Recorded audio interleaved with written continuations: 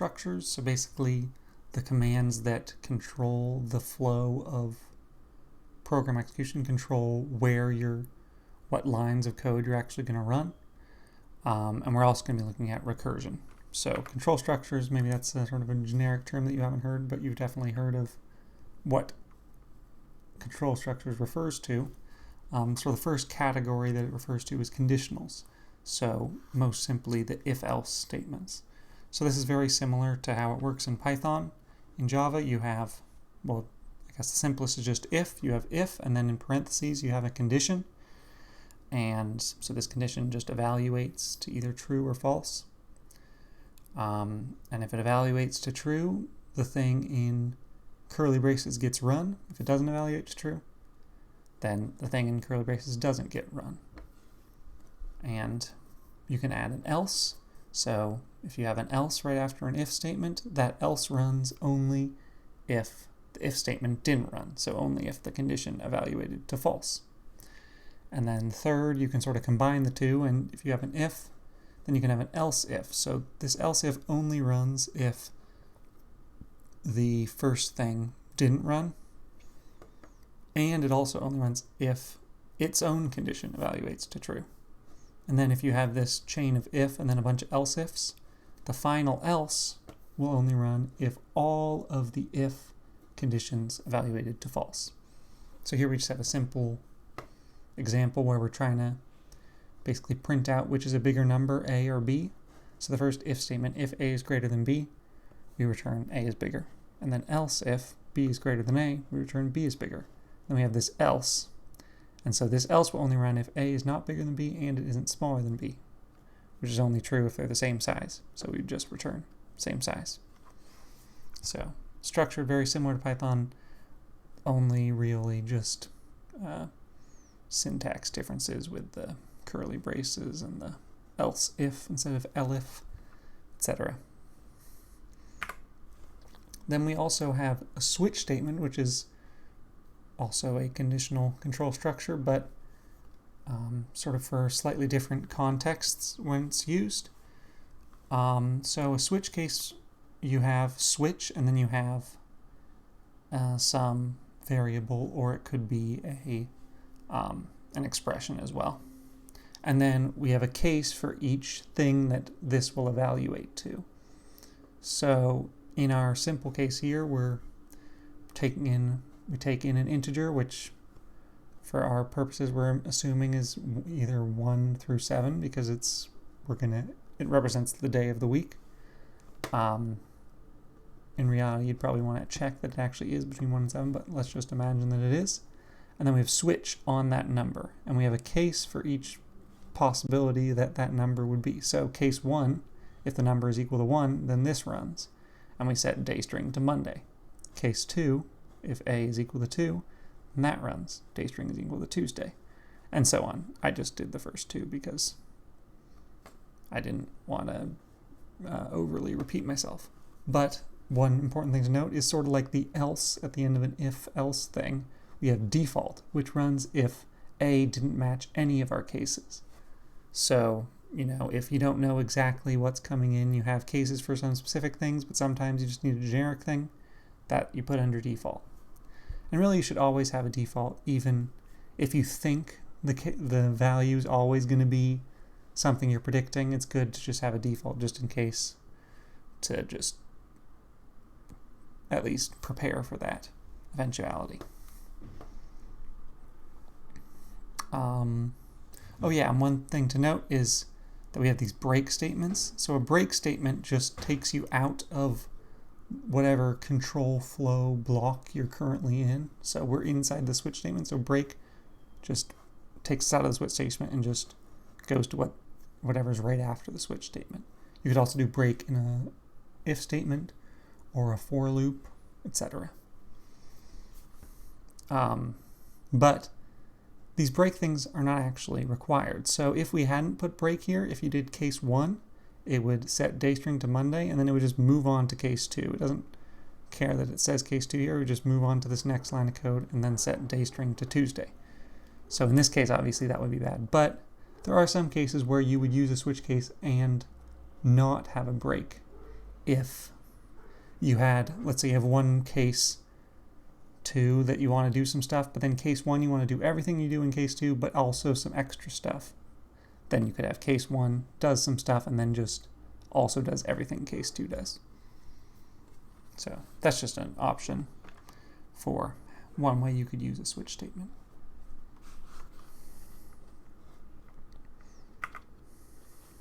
So the other sort of class of control structures are iteratives. So this is basically when you have a block of code that will run, the same block will run multiple times. These iteratives determine how that block of code runs, how many times it runs, etc.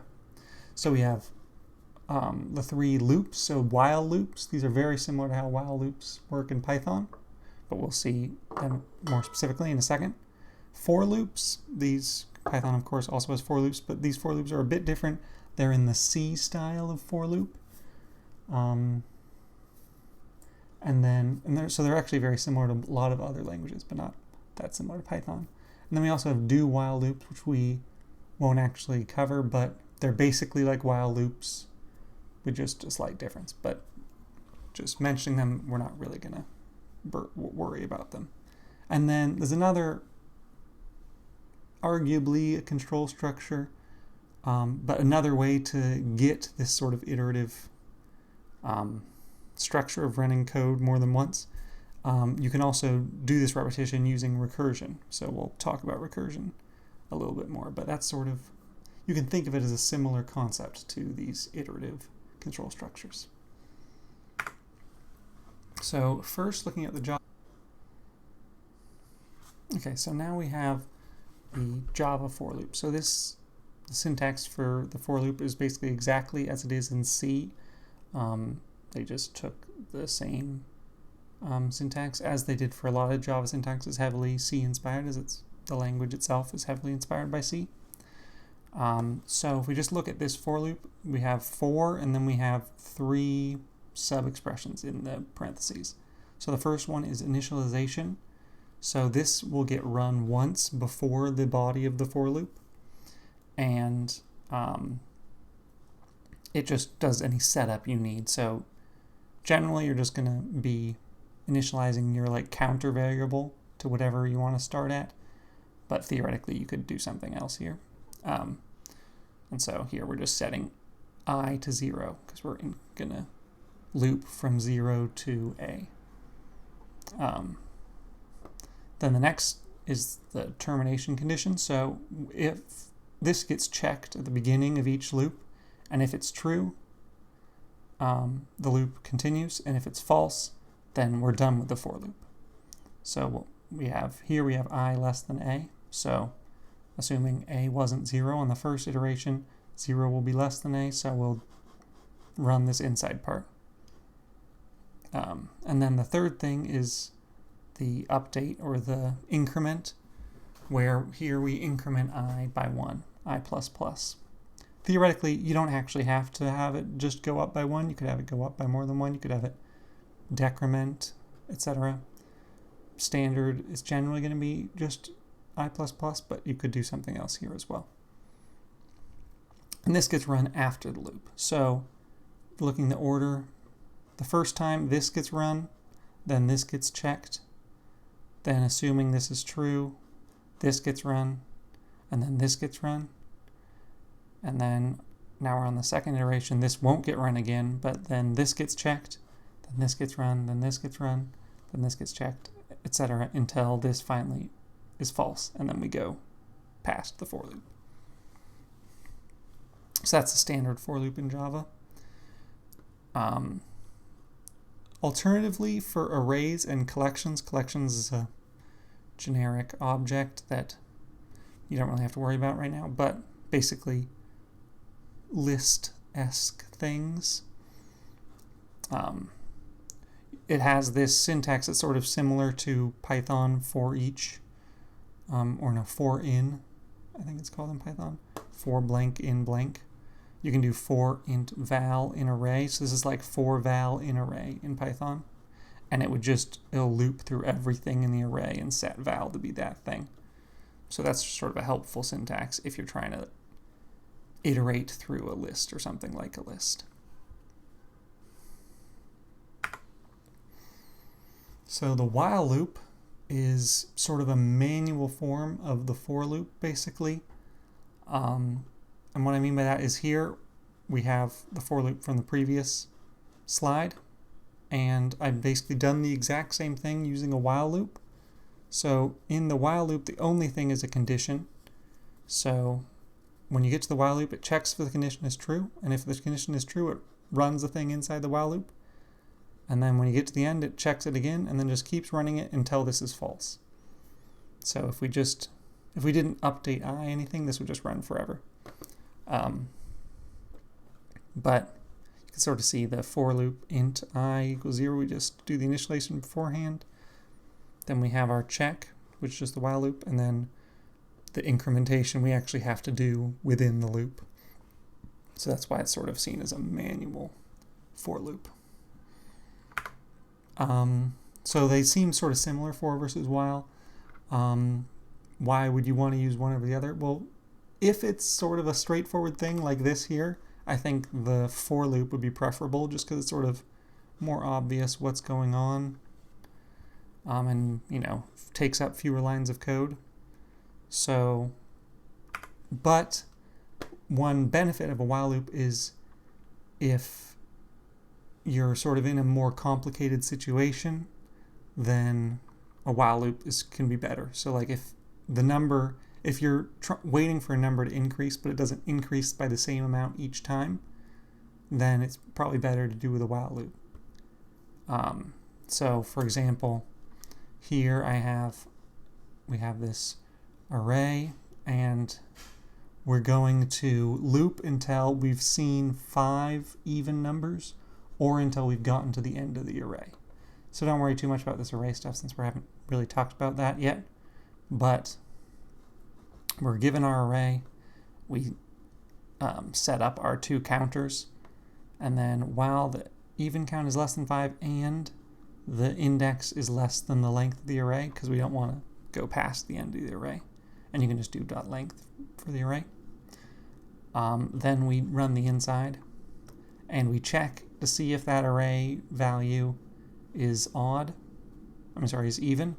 So this is the modulo operation, basically the remainder operation. So if it divided by 2, if the remainder divided by 2 is 0, that means it's even. Then we would increase the even count, and then every time we increase the index. So in this case, doing this as a for loop would have been way too complicated, so this is an example of when you might want to use a while loop. Another general pattern when you might want to use the while loop is sort of this thing where you have like a boolean to keep track of if you're done yet. So we just basically just call it done and false, and then our while loop says while we're not done, we do some work, and then at the end we test if we are done. So if the condition, then we set done to true, and once done is true, the while loop stops happening. So obviously this is very generic, but structures like this are often when you might want to use a while loop. Okay, so I brought up recursion as another sort of structure that allows you to run code multiple times. And it is that. But recursion is sort of 2 different things that are very similar but slightly different. So one thing is it's just a language feature. I think any programming languages I know, you are allowed to call a function from within that function. So a function can call itself. This is called a recursive call. So it's just a feature that it allows you to do that. But recursion is also an algorithmic methodology, so basically a method of designing algorithms. And often, if you design an algorithm in a recursive way, you're also going to write it in a recursive way. And generally, if you write something in a recursive way, it's also going to be a recursive style algorithm, but those 2 things don't have to be true. So actually, this example I have here is a recursive in the fact that it uses recursion, but it's not really a recursive algorithm. So here I'm just printing the numbers between A and B. So you could just imagine a for loop from A to B, just print each time. That's basically what I'm doing. But here I'm using recursion. So I just print out the lowest number, and then I just recurse for one number bigger. So let's say if A started out 1 and B was 5, you'd print out 1, 1 is less than 5, so then you recurse on 2 and 5. And so then in this thing you print out 2, and then it would go 3 and 5, and then that thing you would print out 3, and so on. So it would print out 1 through 5. So that's an example of recursive calls without really a recursive algorithm. But yeah, now we're just going to talk about recursive algorithms. So basically the idea behind a recursive algorithm is you come up with a base case. So like the trivial, easiest case that you could have for that problem. Basically, yes, something so simple that you could just like have a one-line answer for that. And you check for that first. So the first thing is, if we have it in a super simple setting, we can just return the answer because we know it. And then you have to do your reduction. So basically, for any problem, figure out how you can get it closer to that base case. Because if you can get it closer, then you can get that problem closer, and so on. You can basically keep recursing onto simpler and simple problems until you get to the base case, and you know how to answer the base case. So once you figure out how to break it down, then the only thing left is to write out the end result in terms of these slightly broken down problems and solve those recursively. And then, you're going to have a tree of recursion until you get to the bottom, and then all the bottoms, all base cases, then you can build back up to the answer. So that's it generically, but let's look at an example, and that will hopefully be helpful. So we're just going to look at a very simple problem. We want to sum consecutive integers. So given an integer a and b, we want to compute the sum of all the integers from a to b, including both a and b. So I don't know, if this was an in-person or live class, I would be asking you guys to think up what you think the base case and so on are going to be. So ideally here you would pause whenever I ask that, but it's asynchronous, so what can you really do? So the base case here, there's maybe a few things you could think of as a base case, but what I came up with that made the most sense is thinking about the number of numbers that you have to sum up as the complicated thing, and if the number of numbers you have to sum up is 0, then the sum is also 0. If you're not summing up anything, there's nothing in the interval, so you return 0. And so that's if a is bigger than b. So now our reduction formula, we want to get it so there's nothing left in the interval. Well, if we have an interval and then we look at the interval, except if we remove the first element from the interval, then we've reduced the size by 1. So if we were to keep reducing the size by 1, eventually we get to nothing, which is our base case. So reduction, we just look at the interval without the first element. Okay, I meant to have this on 2 separate slides, but then our end result is we want to return, if we were to do the whole interval minus the first thing, if we add all that up, then we just add whatever that is to the first element. That gives us the overall sum. So we can return the first number plus the recursive call on the rest of the interval. So if we look at this in code, we have our 2 integers. If a is bigger than b, we return 0, so that's our base case. Otherwise, we return a plus a recursive call on the rest of the interval plus a. So that's a very simple recursive algorithm. So recursive algorithms can sort of be thought as a foil to iterative algorithms. So they're similar in a lot of cases, but sort of going opposite directions. So the iterative algorithm instead of a base case, like the simplest problem, here we're also sort of looking at the simplest problem, but instead of a base case, it's sort of our starting state. So we just start out in a trivial case where, we know what the answer is for that trivial case. And then we have progress, like how do we get towards solving the solution? And then termination criteria, how do we know that we're done? So basically we start with our starting state and we build up on it until we get to the end.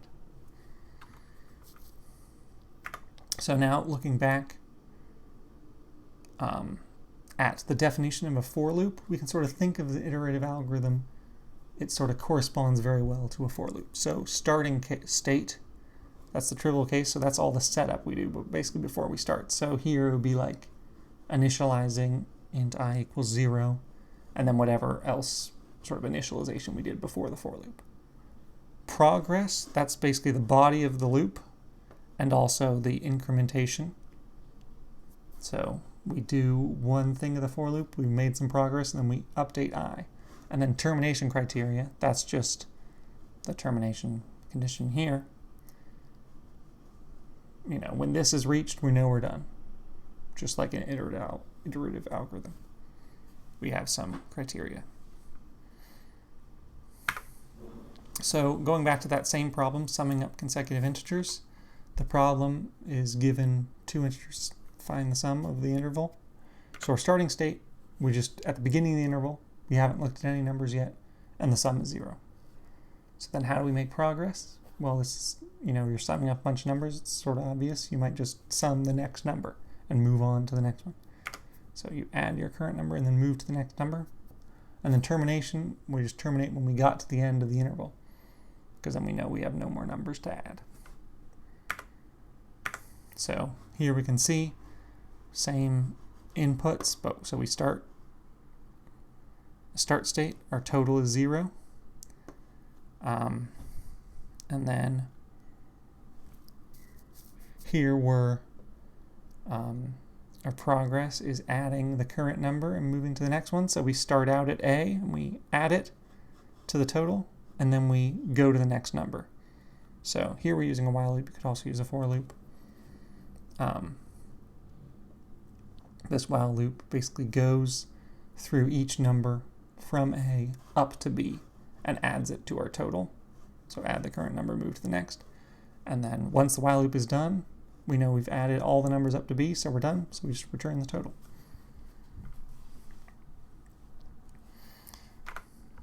Cool. So I thought this was probably a good basic introduction to recursive and iterative algorithms, but I wanted to just give you one more sort of classic example of a recursive algorithm, or a recursive way of thinking about an algorithm, which is the Fibonacci sequence. I'm sure you've probably heard of it, but just in case you haven't, the Fibonacci sequence is a sequence that's defined where I'm starting using 0 indexing just because Java uses 0 indexing, but the first two elements are both 1, and then after that, any element is just the sum of the two preceding elements.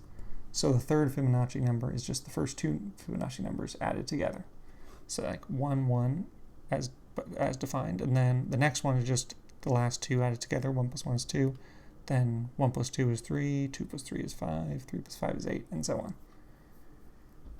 on. So this is sort of a recursive definition, so you might want to think about how you could compute this using recursion. Well, base case, basically this is already given to you in the definition. The base case, if we're looking at f of 0 or f of 1, we just want to return 1. Then the reduction formula, we want to get down to f of 0 and f of 1 while just looking at the Fibonacci sequence at a lower, if we're looking at the nth value, then the n minus 1th value, or any value less than n, is going to be closer to our base case. So we just want to basically turn Fibonacci numbers into earlier Fibonacci numbers. So then the end result is also just given to us in the definition, basically. We just compute f of n equals f of n minus 1 plus f of n minus 2. So here we can see it written out in code, and it's pretty simple. Well, here I'm assuming that we're not getting any negative numbers as input, because then I would just return 1 for any negative number. I guess that's not the end of the world, but that's not, Fibonacci sequence isn't defined for negative numbers, so maybe I should check and do something different, but for now we're just ignoring them. So we have our base case. If it's the 0 or 1, we return 1. Otherwise, we have 2 recursive calls, fib on a-1 and fib on a-2, and then we just add up whatever those return. And that will give us our ith Fibonacci number. You could run this for yourself, and this does work. It does get you the right answer, but it actually is extremely inefficient. So if you tried to run this, let's say to find the 100th Fibonacci number, it would take a very long time, even on a very fancy computer. And we don't really need to get into it now, but basically you're redoing a lot of your work, because let's say we're looking for the 5th Fibonacci number. That's going to find the 4th and the 3rd. But then in the 4th one, you're going to calculate the 3rd one again. And in both of those 3rd ones, you're going to calculate the 2nd and the 1st, and so on. So it basically, it is an exponential running time, so it's very slow, and there's a lot faster ways to do it. But at least it's a very logical way to think of it. And for small numbers, it does work. Such as another example of a recursive algorithm. Yeah, well,